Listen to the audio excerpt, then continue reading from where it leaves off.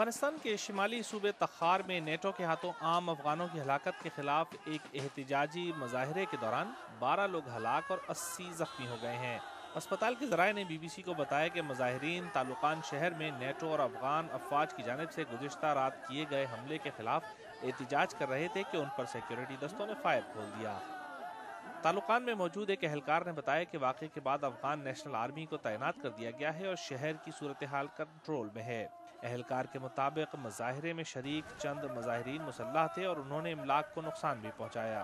ذرائع کے مطابق تشدد اس وقت شروع ہوا جب مظاہرین نے نیٹو اور افغان افواج کی جانب سے کیے گئے حملے میں ہلاکتوں کے خلاف احتجاج شروع کر دیا۔ مظاہرین نے امریکہ اور افغان صدر حامد کرزئی کے خلاف نعرے بازی کی اور تعلقان میں موجود ایک جرمن ملٹری بیس پر پتھراؤ بھی کیا۔ نیٹو افواج کے ترجمان کا کہنا ہے کہ گزشتہ رات ہونے والے حملے میں 2 خواتین سمیت 4 لوگ ہلاک ہوئے تھے جو کہ سب کے سب شدت پسند تھے۔ دوسری جانب مظاہرین کہتے ہیں کہ مارے جانے والے چاروں لوگ سویلین تھے۔ کابل میں موجود بی بی سی کے نامہ نگار کے مطابق افغانستان میں خواتین شدت پسند بہت کم ہیں۔ نامہ نگار کے مطابق افغانستان میں رات کے وقت کیے جانے والے حملوں پر شدید ناراضی پائی جاتی ہے، لیکن یہ حملے شدت پسند کمانڈروں کو ہلاک کرنے میں بہت مؤثر ثابت ہوئے ہیں۔